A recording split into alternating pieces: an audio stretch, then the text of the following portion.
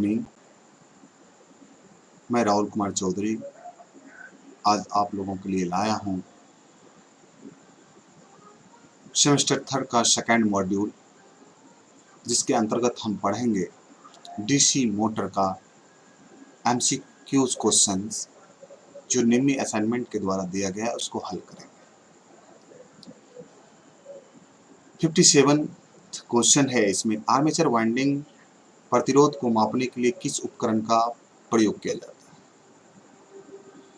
आपको पता होगा कि रेसिस्टेंस 3 पार्ट्स में रेसिस्टेंस को बांटा गया है। एक रेसिस्टेंस वो जो 1 ओम या 1 ओम से छोटा है, उसे बोलते हैं लो रेसिस्टेंस। जो 1 ओम से बड़ा और 1,00,000 ओम तक है, उसको बोलते हैं मीडियम रेसिस्टेंस।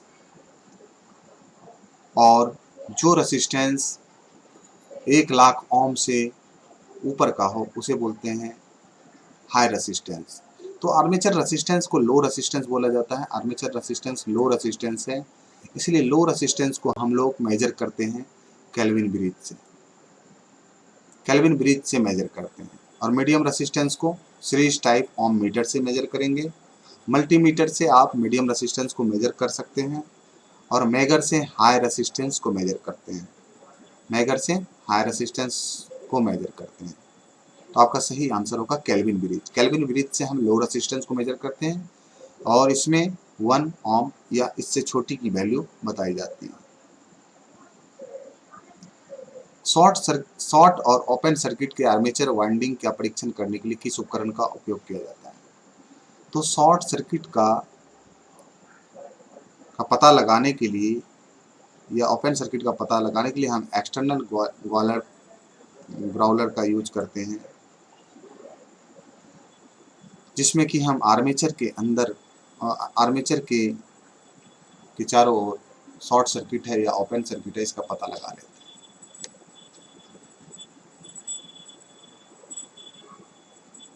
डीसी मोटर की गति नियंत्रण विधि का क्या नाम है? इस गति नियंत्रण का विधि का नाम यहाँ पर देखिए, आर्मेचर के पैरेलल में जुड़ा हुआ है रेसिस्टेंस, वेरिएबल रेसिस्टेंस लगा है, तो इसको बोलते हैं आर्मेचर डाइवर्टर मेथड। इसको आर्मेचर डाइवर्टर मेथड है। ये तो सिंपल आंसर है। आर्मेचर के पैरेलल में जुड़ा है, तो आर्मेचर को ही हम क्या करते हैं, उसको डाइवर्ट करके ही उसकी स्पीड को घटाते हैं, बढ़ाते हैं। डीसी फील्ड कॉइल के लिए किस वाइंडिंग तार का उपयोग किया जाता है? तो डीसी वाइंडिंग हो या एसी वाइंडिंग हो, उसमें सुपर इनेमल्ड कॉपर वायर का ही प्रयोग करते हैं।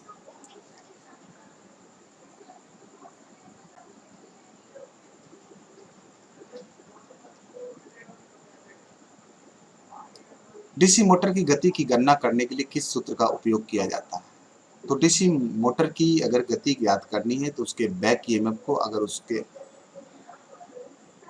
फ्लक्स से जितना फ्लक्स प्रोड्यूस हो रहा है उससे डिवाइड दे देंगे, तो उसकी आपकी स्पीड आ जाएगी। जबकि आपका एसी मोटर में ऐसा नहीं करते, वहां पे गति ज्ञात करने के लिए 120 गुने एफ बाय 20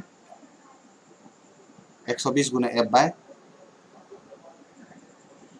120 गुने एफ बाय पोल से देते हैं डिवाइड एसी मोटर में। जबकि डीसी मोटर में एन इक्वल टू ईबी यानी back EMF divided by flux. 4 pole DC motor की आर्मेचर डुप्लेक्स लैप वाइंडिंग में कितने समानांतर रास्ते होंगे? तो लैप वाइंडिंग है, लैप वाइंडिंग में 4 पोल है, तो 4 उसके समानांतर पाथ होंगे। सिंप्लेक्स में, डुप्लेक्स में 4 गुने 2 कर दीजिए, टोटल 8 हो जाएंगे।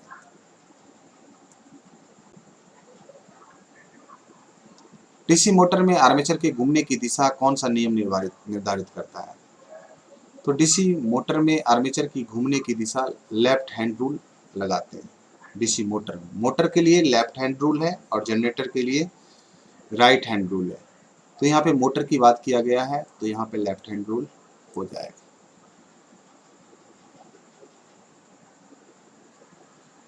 डीसी मोटर का क्या नाम है? इस डीसी मोटर का नाम बताना है।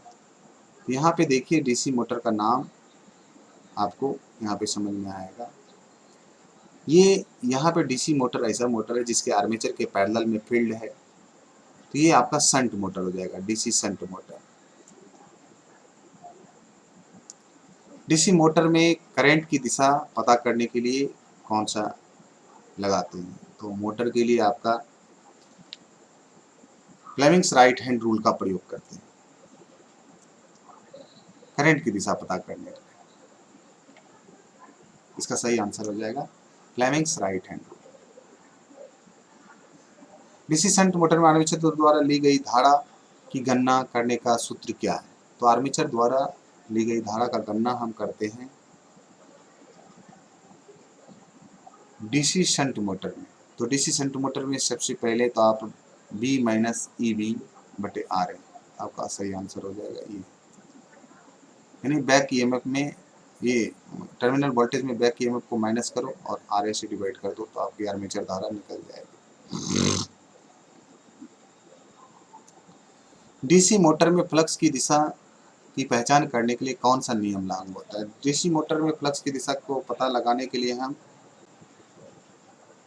यहाँ पे फ्लेमिंग्स लेफ्ट हैंड रूल का लगाते हैं।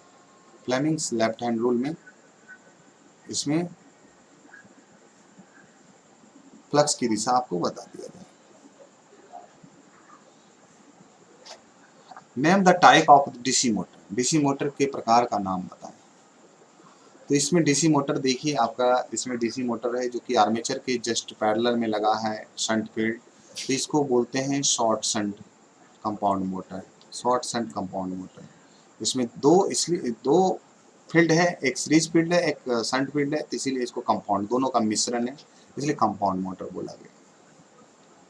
डीसी मोटर में ईएमएफ की गणना करने का सूत्र क्या है? डीसी मोटर में ईएमएफ का गणना करने का सूत्र आप इसमें A B equal to five Z N P by 60 है, इससे आप पता कर सकते हैं। जहाँ फाइव क्या है, आपका फाइव फ्लक्स है, जेड क्या है, नंबर ऑफ कंडक्टर है, एन क्या है, आपकी स्पीड है, और पी है नंबर ऑफ पोल, और 60 ये फॉर्मूला के अंतर्गत कांस्टेंट है, ए है number of parallel path. What is the name of the equivalent उपकरण, उपकरण का क्या नाम है? इस उपकरण का नाम बताना है। तो इस उपकरण को ग्राउलर बोलते हैं, ग्राउलर, इसका नाम ग्राउलर है। इसमें हम आर्मेचर को टेस्ट करते हैं। ये एक्सटर्नल ग्राउलर है, ग्राउलर एक्सटर्नल ग्राउलर है, इसको आप यहाँ पे देखिए। ग्राउलर दो तरह के होते हैं, एक एक्सटर्नल ग्राउलर होता है, दूसरा इंटरनल ग्राउलर होता है। तो एक्सटर्नल ग्राउलर से हम क्या करते हैं, आर्मेचर को टेस्ट करते हैं। इंटरनल ग्राउलर से हम स्टेटर को चेक करते हैं, स्टेटर में जो वाइंडिंग्स होती हैं उसको चेक करते हैं। यदि कॉइल पिच पोल पिच से कम हो तो वाइंडिंग क्या हो? तो कॉइल पिच पोल पिच से कम हो तो उसको बोलते हैं शॉर्ट पिच वाइंडिंग। अगर कॉइल पिच से पोल पिच से कॉइल पिच ज़्यादा होगा तो उसको बोलते हैं long pitch winding. Full pitch winding होते हैं अगर नंबर ऑफ पोल और नंबर ऑफ कॉइल दोनों बराबर होंगे तो उसको बोलते हैं फुल पिच वाइंडिंग। अगर नंबर ऑफ पोल से अगर नंबर ऑफ कॉइल आधा हो तो उसको बोलते हैं half pitch winding. DC 4 point starter में होल्डिंग कॉइल से जुड़े श्रेणी प्रतिरोधक का क्या उद्देश्य? डीसी 4 पॉइंट स्टार्टर में होल्डिंग कॉइल का मुख्य उद्देश्य है कि उसमें जो जुड़े प्रतिरोधक का मुख्य उद्देश्य है कि करंट को लिमिट कर देना, करंट को लिमिट कर देना। प्रतिरोधक तो करंट को लिमिट ही करता है। डीसी सीरीज मोटर में किस गति नियंत्रण विधि का उपयोग इलेक्ट्रिक ट्रेन के लिए किया जाता है? तो इलेक्ट्रिक ट्रेन में जो गति को नियंत्रण करते हैं तो उसमें फील्ड डाइवर्टर मेथड का यूज करते हैं, फील्ड डाइवर्टर मेथड, जिसमें सामान्य गति से भी कम गति पर जा सकती है। शंट फील्ड कॉइल को डीसी 3 पॉइंट स्टार्टर में होल्डिंग कॉइल के साथ श्रृंखला में क्यों जोड़ा जाता है?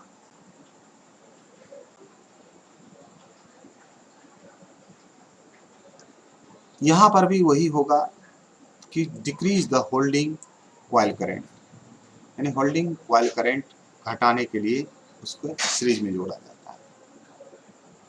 डीसी मिश्रित मोटर में आर्मेचर दिशा को बदलकर केवल घूर्णन की दिशा क्यों बदल दी जाती है? कि अगर डीसी मिश्रित मोटर में आर्मेचर की दिशा बदल देते हैं तो उसकी बिना कोई उसका परिवर्तन किए डीसी मिश्रित मोटर में बिना कोई परिवर्तन के उसकी केवल घूर्णन दिशा बदल दी जाती है, ना कि डीसी मिश्रित मोटर पे कोई भी दूसरा असर नहीं पड़ता है। जैसे कि अगर मैं उसके फील्ड की डायरेक्शन बदल दूंगा, या तो वो डिफरेंशियल हो जाएगा या तो क्युमुलेटिव हो जाएगा। ऐसा करने से उसकी नेचर भी बदल जाएगी। अगर हम उसका सिर्फ आर्मेचर की डायरेक्शन को बदल देता हूँ, उसकी कनेक्शन को बदल देता हूँ, तो सिर्फ उसकी घूर्णन की दिशा बदलेगी, उसकी नेचर बरकरार रहेगी। इसका सही आंसर होगा maintain the motor characteristics. Motor की विशेषताओं को बनाए रखने के लिए हम सिर्फ आर्मेचर की कनेक्शंस को बदल कर उसकी घूर्णन की दिशा को बदल देते हैं। डीसी शंट मोटर में सामान्य गति से नीचे कौन सी गति नियंत्रण विधि प्रदान करती है? तो सामान्य गति से नीचे की गति प्राप्त करने के लिए आर्मेचर डायवर्टर मेथड का यूज करते हैं। अगर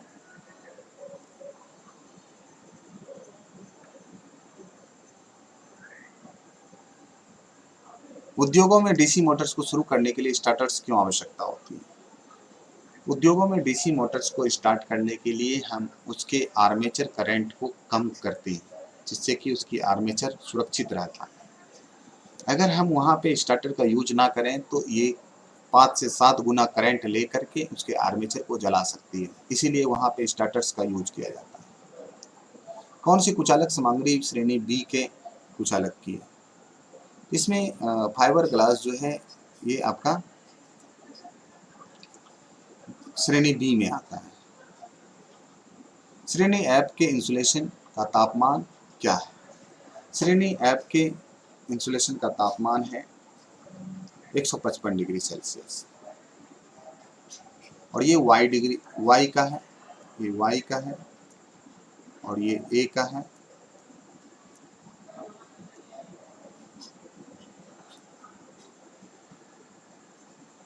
और ये एफ का है।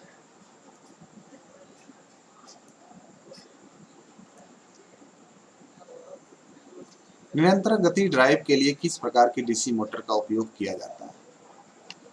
निरंतर गति ड्राइव के लिए डीसी शंट मोटर का उपयोग करते हैं, जिससे कि उसकी गति निरंतर बनी रहती है।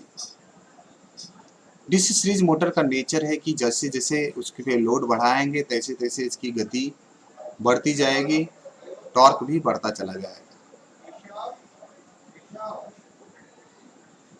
लिफ्ट में किस प्रकार की डीसी मोटर का उपयोग किया जाता है? तो लिफ्ट में डीसी कम्युलेटिव कंपाउंड का मोटर का यूज किया जाता है। ये तो डीसी मोटर की तरह इसकी स्पीड ना तो ज़्यादा होती है, ना तो डीसी शंट मोटर की तरह स्थिर रहती है। जैसे जैसे लोड बढ़ता है इस तरह से इसकी स्पीड भी बढ़ती है। ये बिल्कुल कम्युलेटिव कंपाउंड मोटर की तरह काम करता है।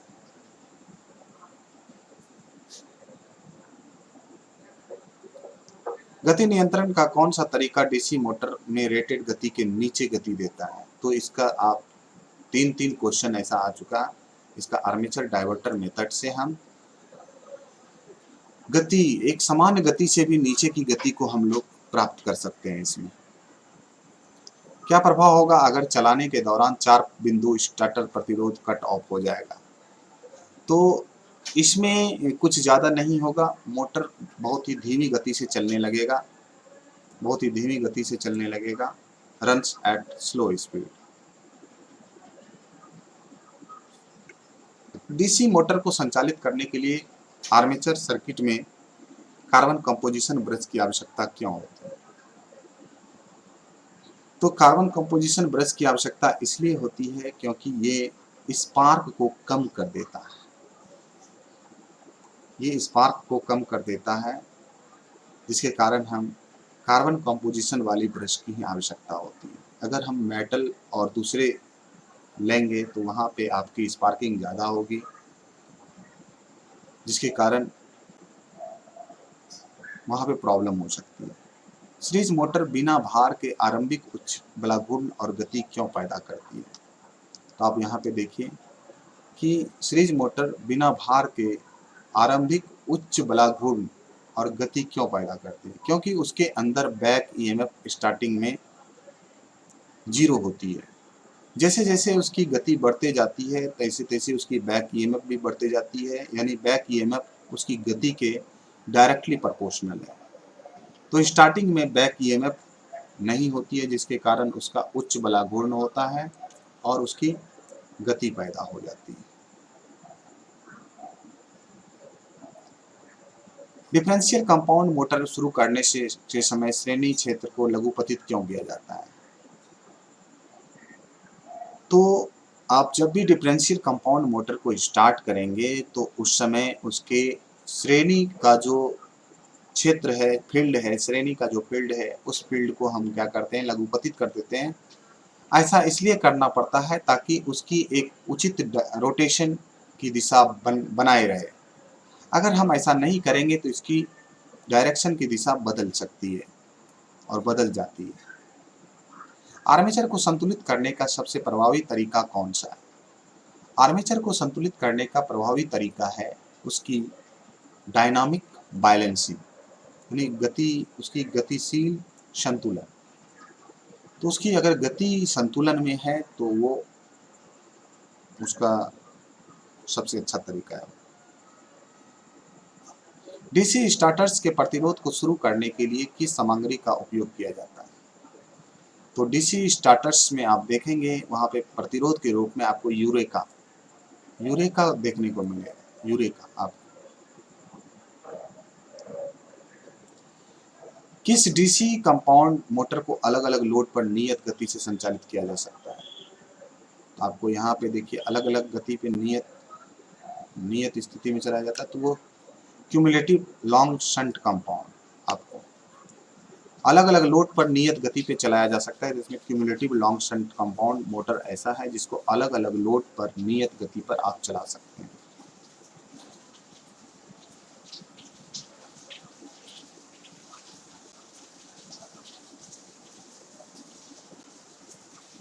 डीसी शंट मोटर के साथ 3 पॉइंट स्टार्टर में नो बोल्ट कॉइल कैसे जुड़ा होता है?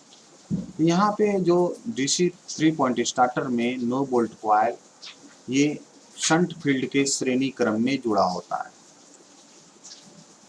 शंट फील्ड के श्रेणी क्रम में किस प्रकार की आर्मेचर वाइंडिंग का चित्रण किया गया है? ये डुप्लेक्स लैप वाइंडिंग है।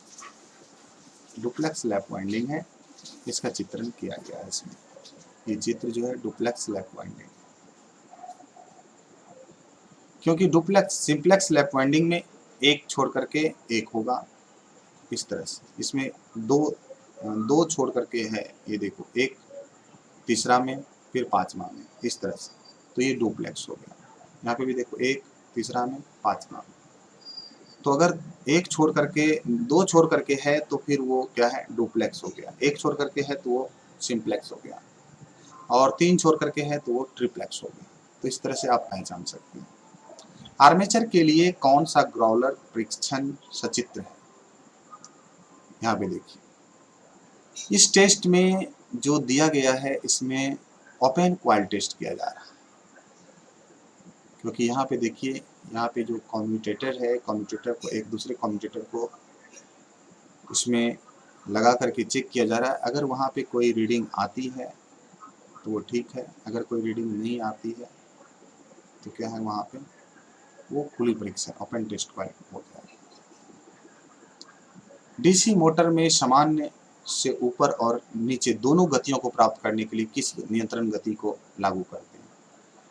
इसमें देखो, इसमें वार्ड लियोनार्ड स्पीड कंट्रोल होगा, जो सामान्य गति से ऊपर और सामान्य गति से नीचे भी जा सकते हैं।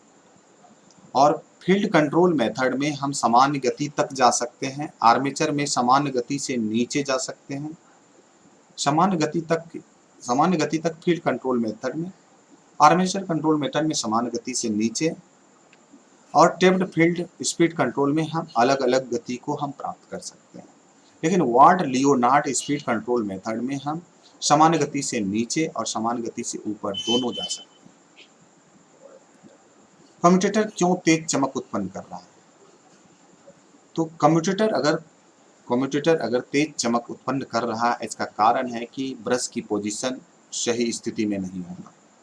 अगर ब्रश की सही पोजीशन हम जीएनए और एमएनए की स्थिति में जीएनए और एमएनए अगर इसकी स्थिति हम क्लियर कर दें तो वहाँ पे ब्रश में स्पार्किंग नहीं होगा, ब्रश में स्पार्किंग नहीं होगा। इसके लिए जीएनए और एमएनए के बीच में एक एंगल पे उसको फिक्स किया जाएगा, जिसके कारण उसकी स्पार्किंग को रोका जा सकता है। चल रही डीसी मोटर में प्रेरित ईएमएफ की क्रिया क्या होगी? प्रेरित ईएमएफ की प्रतिक्रिया क्या होगी?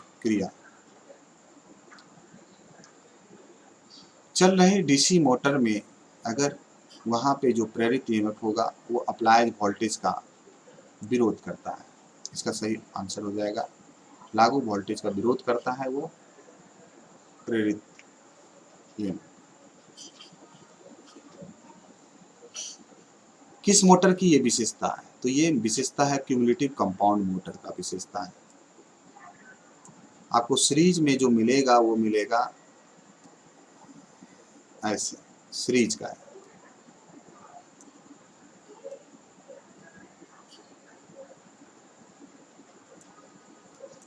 सीरीज का हो, और ये जो होगा ये आपका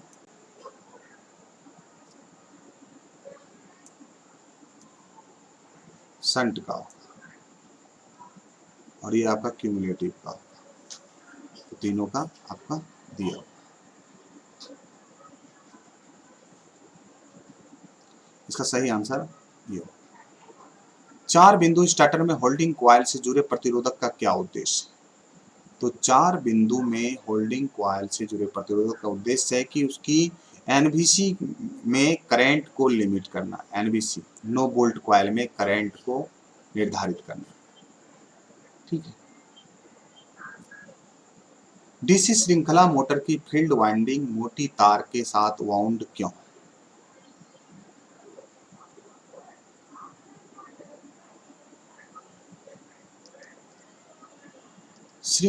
डीसी श्रृंखला मोटर में जो फील्ड होती है वो सीरीज फील्ड होती है, और उसको वो आर्मेचर के जस्ट सीरीज में होता है।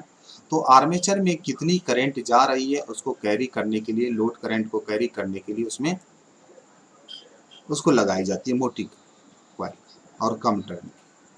और शंट फील्ड जो होता है वो पतली कॉइल और अधिक टर्न की होती है।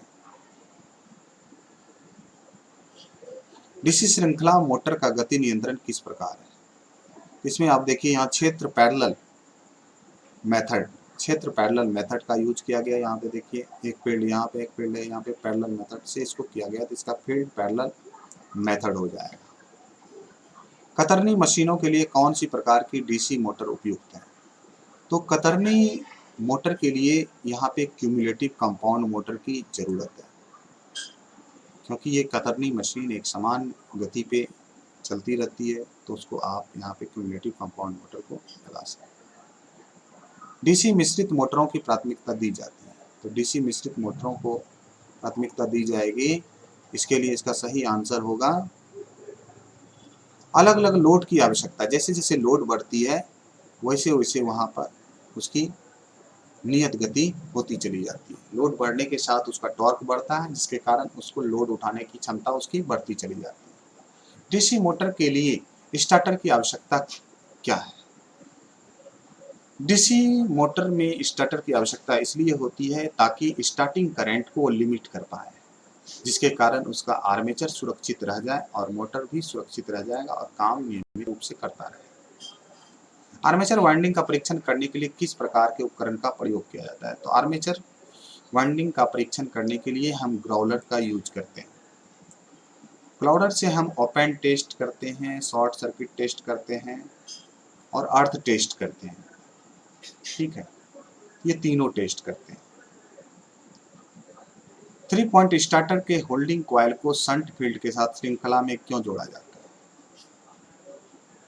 तो इसमें 3 पॉइंट स्टार्टर में आप देखेंगे कि होल्डिंग कॉइल को शंट फील्ड के साथ श्रृंखला में जोड़ा जाता है, जिसके कारण इसे हम क्या करते हैं कि गति जो उच्च गति से मोटर की रक्षा के लिए ऐसा किया जाता है, ताकि हम उसको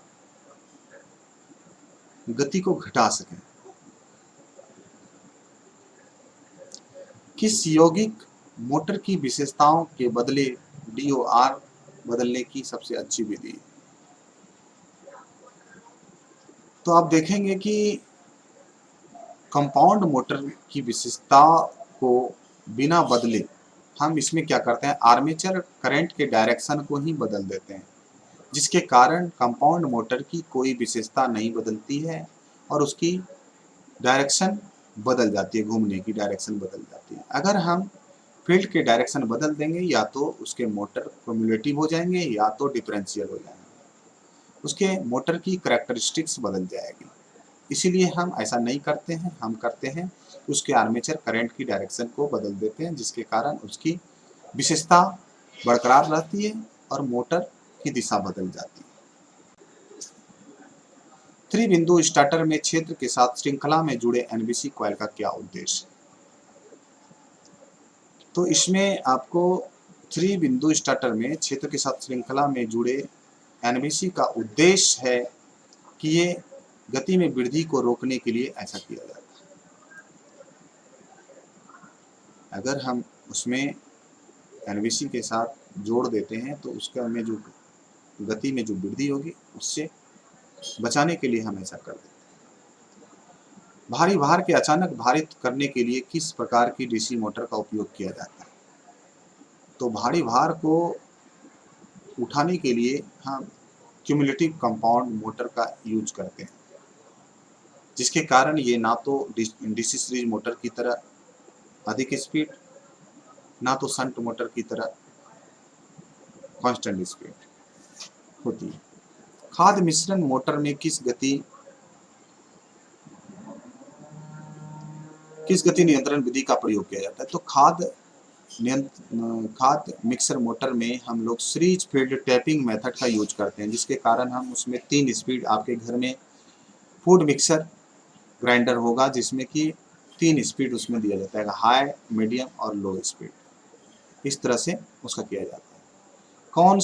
कौन सी गति नियंत्रण प्रणाली शून्य से सामान्य से अधिक तक गति को एक समान बदलाव प्रदान करता है? तो इसमें वार्ड लियोनार्ड है, जिसमें कि हम शून्य गति भी प्राप्त कर सकते हैं और मैक्सिमम भी कर सकते हैं। वाइंडिंग में टेप का उद्देश्य क्या है? टेप का उद्देश्य यहाँ पे कंडक्टर को इंसुलेट करना, यानी कंडक्टर के ऊपर हम रैपिंग कर देंगे टेप का, जिसके कारण वो इंसुलेट हो जाएगा और सुरक्षित रह जाएगा। किस प्रकार की डीसी आर्मेचर फ्रंट पिच पीछे की पिच से अधिक होती है? तो ये है रिट्रोगेसिव में फ्रंट पिच बैक पिच से अधिक होती है। अगर फ्रंट पिच बैक पिच से कम होगी, इसका मतलब वो प्रोग्रेसिव है। लैप वाइंडिंग अधिक करंट के लिए वाइंडिंग करते हैं, वेव वाइंडिंग अधिक वोल्टेज के लिए करते हैं। लैप वाइंडिंग में करंट अधिक होती है और वोल्टेज कम, और वेव वाइंडिंग में वोल्टेज अधिक करंट कम। बीए रेटिंग के लिए कोर सामग्री के क्रॉस सेक्शनल क्षेत्र को क्या काम करता है?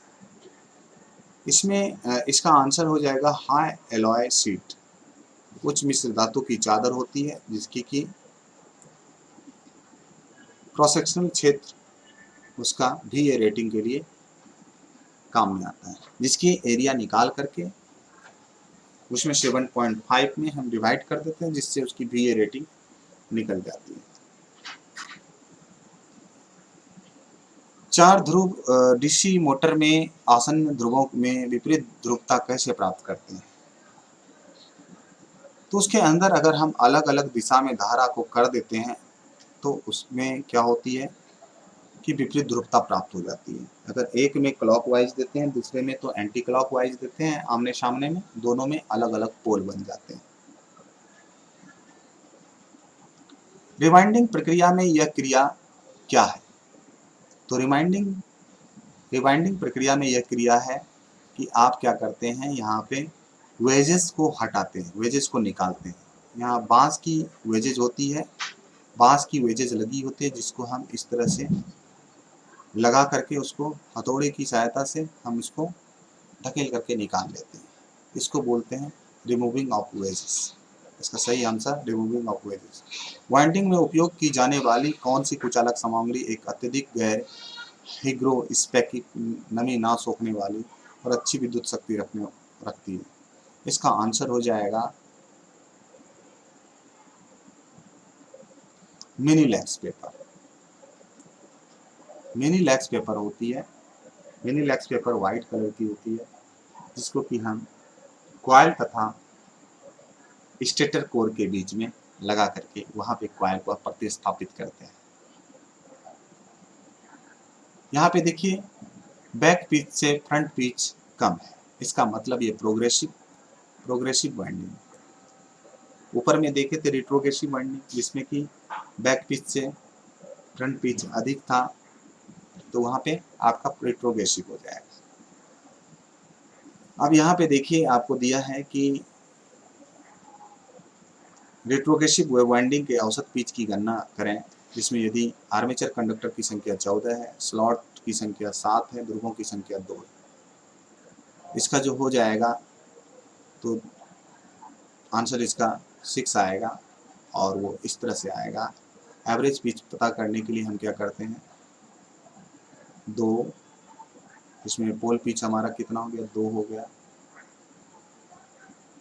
और इसमें हम प्लस माइनस 2 कर देते हैं, तो इस तरह से हमारा हो गया। इसका सही आंसर 2 है। इसका कैलकुलेशन आप करके देख लीजिए। प्रतिच्छेद के बाद आर्मेचर के लिए किस प्रकार की परीक्षण चित्रित किया जाता है?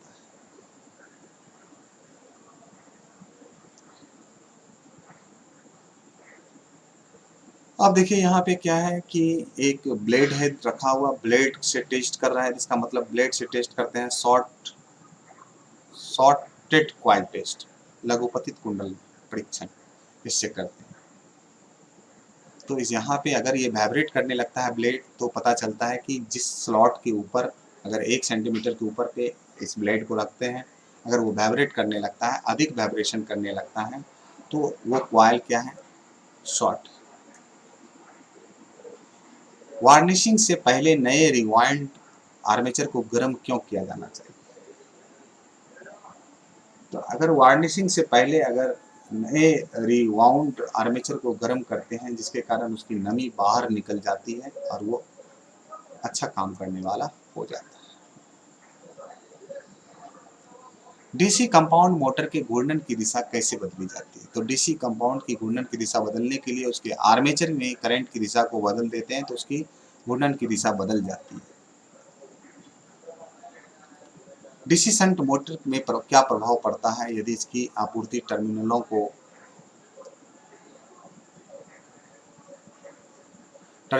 आपस में बदल देते हैं? तो इसकी सेम सेम डायरेक्शन में ही ये चलती रह जाती है।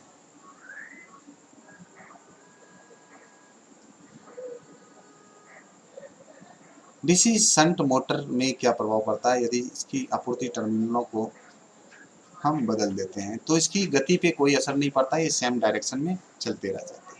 यदि डीसी शंट मोटर की फील्ड वाइंडिंग ओपन सर्किट हो जाए तो गति क्या होगी? अगर डीसी शंट मोटर में फील्ड वाइंडिंग ओपन हो जाती है तो उसकी गति बहुत ही हाई हो जाएगी, बहुत तेज गति चलती रह जाएगी, बहुत ही तेज गति चलती रह जाएगी। शून्य भार से पूर्ण भार में डीसी शंट मोटर की गति कम होने का क्या कारण है?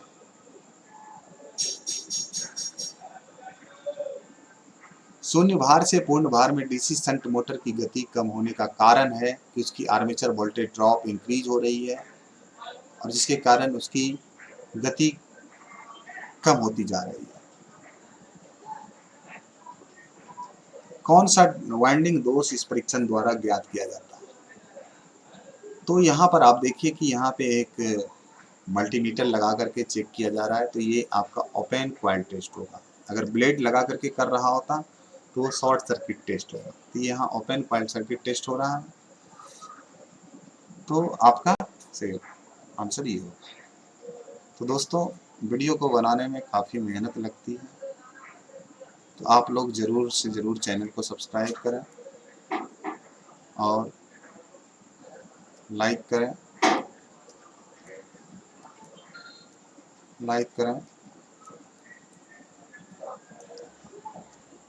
शेयर करें,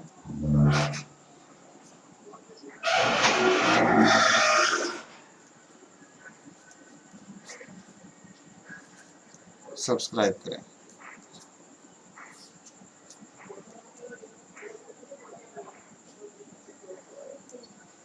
thanks for watching the video.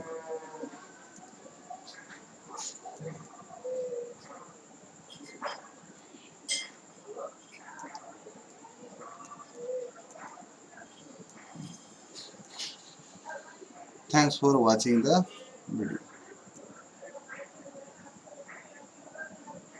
Good night.